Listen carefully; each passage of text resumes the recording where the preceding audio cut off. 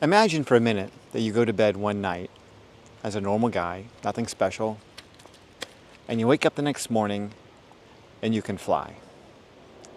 That's kind of what it feels like going from being married to being single. Now, it doesn't happen in a single night, but it does happen. You develop these superpowers. I like to think of them as the born-again bachelor superpowers. And being a born-again bachelor really allows you to appreciate all the great things there are about being single. Now, single guys take these things for granted. They don't really realize just how lucky they are. But for those of us who have been married or been in a long-term relationship, a live-in long-term relationship, we know exactly how precious these superpowers are. So today, I'm going to go through 12 superpowers that you get when you go from being married to being single. And technically, being single, male or female, you kind of have these superpowers anyway. So let's talk about it. The first thing that you get back that we usually take for granted, and I'm sure most single people take this for granted, is you get your time back. And I think people take time for granted because we have so much of it, especially when you're young. But as you're getting older, you realize just how valuable time is. And time is a non-renewable resource. So as a commodity, it is without question your most valuable asset. Having your time cannot be overstated because time allows everything in your life to happen. And when you're married, you're voluntarily or involuntarily giving your time up to any number of things. And getting your time back so that you have control over it is incredibly liberating. So time is your number one thing. And if you're single now, don't take it for granted because there will come a time when your time will be limited. And whether you know it or not, it really is. The second thing you're going to get back is your financial freedom. When you're married or in a long-term relationship, you're sharing expenses, you're sharing responsibilities. If you've got children, you don't have money. You give all your money to your children. You know, they cost, starting off with diapers and food and clothes, and then there's school and, sports and just one thing after another, doctor's appointments, medicines, whatever. They're just constantly absorbing your money. And if you're married with children, well, then you've got, that monogram parking spot at Target or Walmart, where your wife goes to park, and they're also happy to see her because she's going to help them make payroll this week. Yeah, so you get your money back, which means you now have the power to buy things that you want. And it's kind of an unusual experience at first because you don't feel like it doesn't feel natural when you go into a store and you indulge on something for yourself. You're like, is it okay that I do this? It's like, well, there's nobody to tell me no. I'm not going to catch any shit for it when I get home. Yes, I can do this. And I know that sounds stupid. And if you've never been married, you don't know what that's like. But when you finally have full control of your finances, it's wonderful. Not only just in buying stuff, but then just planning things, planning your future, planning your retirement, planning, vacations, whatever it may be. You do it all with your own interest in mind. And that is such a, I hate to use the word liberating again, but I can't think of a better one. It's a freeing experience. You feel so enlightened to be able to do that. So money, financial freedom, don't take it for granted.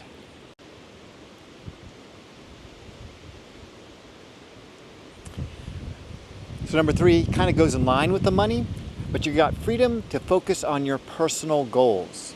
So you're no longer concerned about whether your goals and her goals, or his goals, whichever you got, are aligned. Your goals are your goals, and you can do them regardless of anyone else's opinion or idea or thought or belief or whatever about what you want to do. You have a goal and it seems, personal, irrational. It seems something that you just have an interest in. There's really no benefit to anyone else in the world. It's just your thing. when I was a single father, when my son was born, I wasn't dating anybody. I had no time to myself. I had a little bit of extra money. And I'm almost embarrassed to say this, but I enjoyed it so much. I built this huge ass model railroad and he was part of it too. Like, we just kind of did it together. But I'd be up till like 3 or 4 o'clock in the morning sometimes, gluing these little things together and building this little train set. And it was like reliving my childhood for a moment. And this is an irrational, stupid thing, but it was fun, and I had a great time doing it. And I know it's almost like a stereotype of, old men in model railroads. I wasn't even that old back then. I was like, I don't know, I was like 25, 26, 27. But still, I loved it. It was fun, and I didn't have to explain it to anybody. It was my own little indulgence. And yeah, don't take that for granted. When you're single, you can do that. When you're married, I don't know how that model railroad would have gone down. You know what I mean? Those things are expensive, by the way. It's not cheap. Anyway, don't take it for granted. When you're single, you're not compromising with anyone, and that's number 4. Compromising sucks. Compromising is what you do instead of killing each other. So you have murder-suicide there as number 1, that's your first option. Number 2 is compromise. So compromising does not rank very high on desirability scale. But you do it because the alternatives are just not worth it. When you're single, there are no compromises. You make decisions in every area of your life without having to negotiate anything. Negotiations suck. Nobody wants to negotiate. When you have an idea in your head that you want to do something, the last thing you want to do is to compromise or negotiate or find some middle ground. You just want to do it. You just want to live your life like a freaking grown-up, And yeah, so that's a big one. And when you're married, you're compromising about everything. Some things you just give up on as a man. And I know I gave up on a lot of stuff, and I feel bad about it now. But I remember I gave up the decorating of our house because it just wasn't worth the fight. It just was not worth the fight. So I just turned it over. It's like, fine, whatever, it's your house. Do what you want with it. Paint it, decorate it, make it girly, whatever you want to do, whatever. I wish I hadn't done that, because there were rooms we couldn't even go into. You know what I mean? Like, we had like dollhouse rooms. Yeah, no, I don't have any dollhouse rooms in my house now. All the dogs get on all the furniture. Like, if you come to my house, you better bring one of those little rollers, because you're going to get dog hair, cat hair, God knows what, all over your clothes. That's just the way my house is now. No compromise.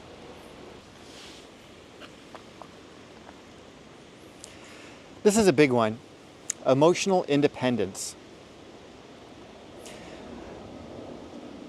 I've had people tell me that when their parents pass away, they feel a sense of freedom and liberation. Like they can finally be their authentic selves because they feel like their parents aren't there judging them and observing them and being a part of that experience. They can be their true self finally. And when you realize that you're no longer emotionally dependent on someone for anything, you are truly free. Until then, you're just playing along. You're just partly captive to someone else's opinion of who you are in their life. Being emotionally independent means that you don't need anyone's approval, good or bad, disapproval, you don't care to live your life the way that you see fit. You don't seek out another human being to live your life. And you don't feel a sense of emptiness or loss or loneliness, even when you're alone. Being independent emotionally means getting your life back 100%. When you are no longer in need of another person's approval and you are no longer in need of another person's presence in your life, you are completely emotionally independent. Now, that doesn't mean you might not enjoy someone's company or you might not enjoy something to do, but it's no longer something that you require as an aspect of your life to live a whole and complete life. I remember when my when my wife lived with me, my ex-wife lived with me, and the kids were young, it seemed like we were on the go all the time. Like there was always something happening. There was always somebody who needed something. There was always activity. There was always energy in the house. And just finding peace and quiet was almost impossible. Peace and quiet is the next superpower that you're going to get when you're single. And in order to achieve peace of mind, where you can actually hear your own thoughts, you need a little bit of peace and quiet. It makes an enormous difference. But I remember when my wife would take them on a trip, like say, I don't know, they'd be gone for a few hours shopping or something along those lines, and I would suddenly find myself alone in the house. Oh, it was so delicious just to be alone in my own house with my own thoughts, completely free of any responsibilities and encumbrances, even just for a couple of hours. It was just, it was such a gift. You know, it was such a gift. And if she was like taking them to her mother's house for a weekend or something like that, that was it. It was like party time. It's like, I wasn't inviting anybody over, but you know, I was gonna watch my favorite shows. I was gonna stay up late. I was gonna eat bad food. It was like being a kid when your parents are out of town. You know what I mean? It had that sense to it. It's like, oh my God, I am completely on my own. Can do anything I want. Yeah, so don't overlook peace and quiet, because man, when you don't have it for a while, you just desire it. Yeah. Don't take your phone in the bathroom with you. That might be your only chance. If you're a married guy, that's your only chance. Just leave your phone outside. Just go in there and just do nothing. Just sit there for a while. So peace and quiet. That's a good one.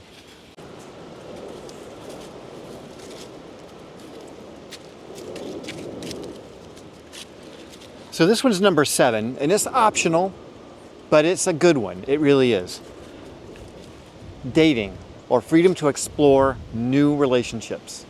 And here's why this is so valuable. So when you're playing the role of husband or father or son or whatever, you know, and throughout your life, and we'll call it life 1.0, you've kind of created this personality, this person that you are. And sometimes it's not very authentic because you're trying to please so many other people. You're trying to please all these other masters. But when you're completely single, especially after you're divorced, and you have to sort of rediscover yourself after a long period of time where you have been in this role as a husband, and now you're deciding to go out and meet some new people, you get to be whoever you want. You get to explore new relationships on completely new ground. Like, you're no longer limited by the things that have happened before. If you look back at your marriage and you say, God, I wish I hadn't done that, or I wish I hadn't acted that way, I wish I hadn't been that kind of person under those circumstances. Well, now you get a chance to redo it. You get a mulligan. You can wipe the whole thing clean and just start over. You are a new man. You can be whoever the fuck you want. So you can go into a new relationship with a completely different demeanor, a completely different approach, a completely different perspective on what you want from this relationship. You know what you're going to put up with and what you're not going to put up with. You're not desperate for anything, so you have nothing to lose. You're just going in and you're just going to have a nice time with this woman. And if things work out, great. And if they don't, that's okay too. You're not going to tie anything to it. You're not attached to it. You're not clinging to it. You don't need her. But if she wants to come home with you, great. If she doesn't, great. It doesn't matter, you know? But you get to decide who you're going to be. And you get to write a new story with a new relationship, if you so choose. You know, I know lots of guys are not going back that way, and I get it. But for those of you who still want to play around in that game, the rules are different now. Now you know a lot more. You're a lot wiser, a lot more experienced, and you get to rewrite your role. You get to decide who you're going to be and change the dynamics of that relationship in your favor. So, number 7, you get to explore new relationships. One of the best things you get, almost by default, is self-reliance. Self-reliance means you're no longer depending on someone else in your life to fill a role or do anything. You are responsible for the whole kit and caboodle. It's your thing. The good news with that is that you do stuff the way you want it done. You get it done on your time. You prioritize it the way you want it prioritized. If you want to outsource it, like I have someone come clean my house every couple of weeks, you outsource it. I'm embarrassed to say it, but I gave up mowing the lawn because I was working so much. It's like, I don't want to mow the damn lawn on Sundays. I want to do my own thing. So I outsourced mowing the lawn. Hell, I even outsourced picking up the damn leaves because I got fed up with that too. But these are decisions that I can make on my own because I am making all the decisions. I have to do everything. So if I want to outsource it, I outsource it. If I want to just do it, I do it. Doing my own grocery shopping, doing my own cooking, my own laundry, relying on myself for all those things, and then managing my time, my business, my videos, my relationships with my family. All of that comes down to me. Remembering people's birthdays, all that stuff. And I'm glad that I have the opportunity to take that on because now if I ever get into another relationship with anyone, I don't need to depend on them for anything. And having that level of freedom is wonderful. Now, it doesn't mean that if someone came along, I wouldn't allow them to do stuff for me. I'm just saying that I don't need them for that. I don't need them financially. I don't need them for anything. I don't need them for emotional stuff. I don't need them to teach me anything. I don't need them. I am completely 100% self-reliant. And there's no better feeling in the world. In fact, I would say the self-reliance is probably the best experience.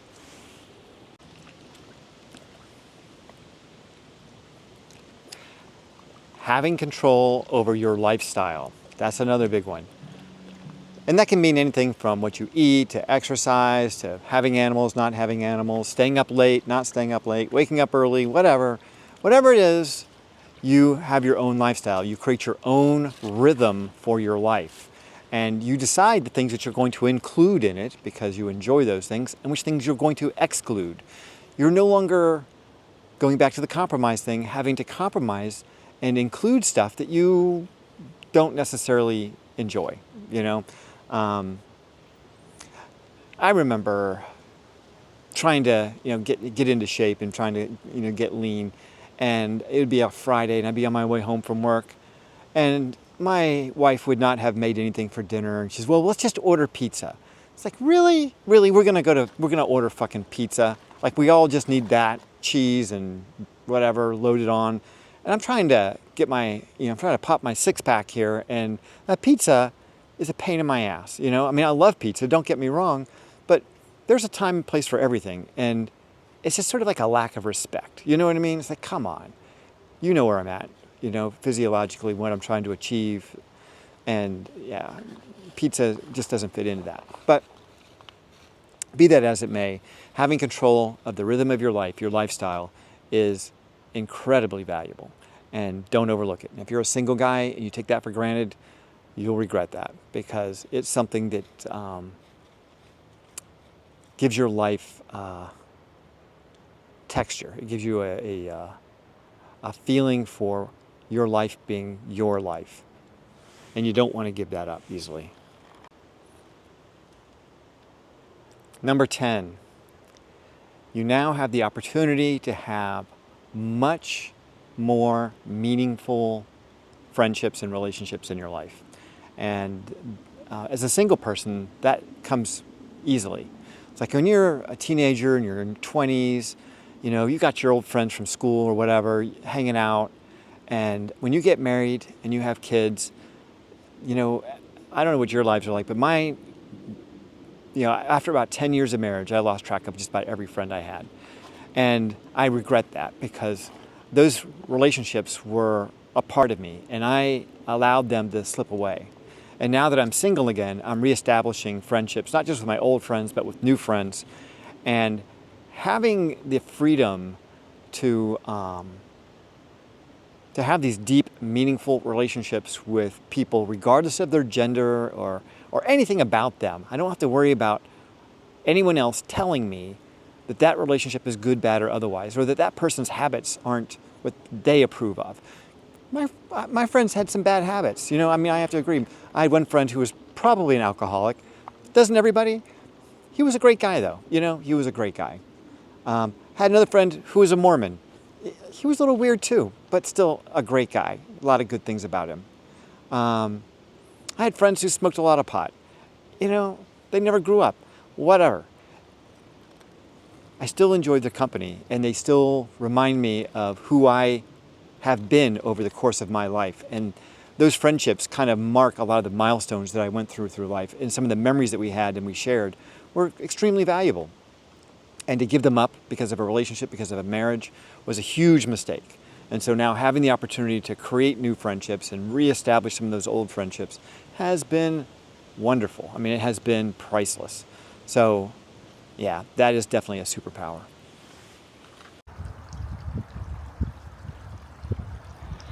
Number 11 is one of those things that you just can never get enough of. And I think this is probably the reason why most marriages fail to begin with, is that people are not comfortable in their own skin.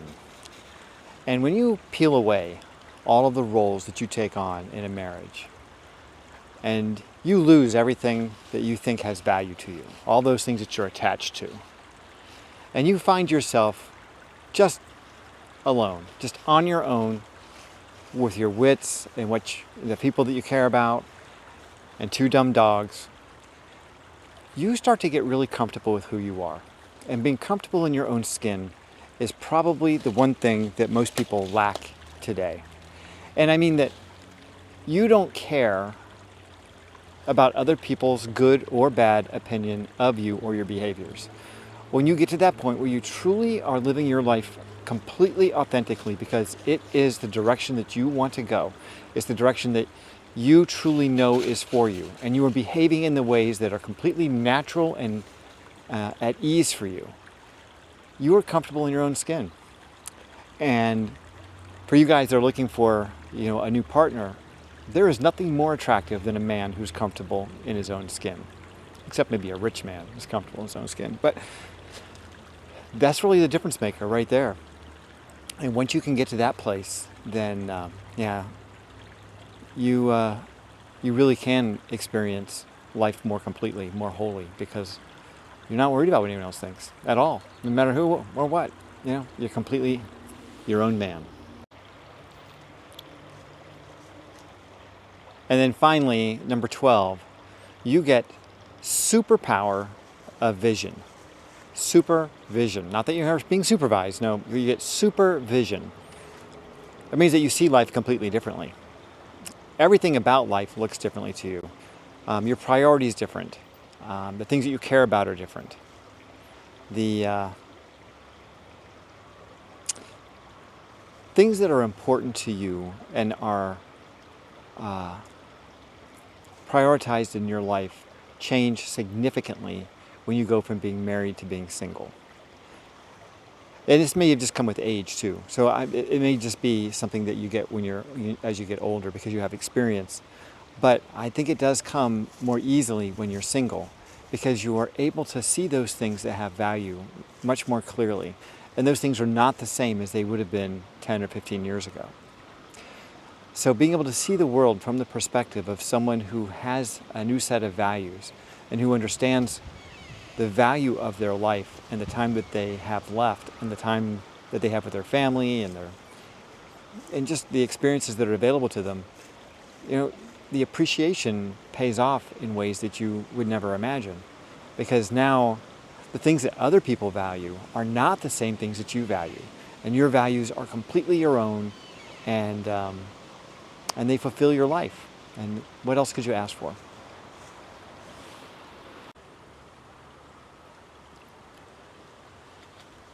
All right, you guys, that's what I got for you today. I certainly hope this video has been enjoyable. I hope that this has given you some insights into your own experience and maybe help you find the value in the experience that you're going through.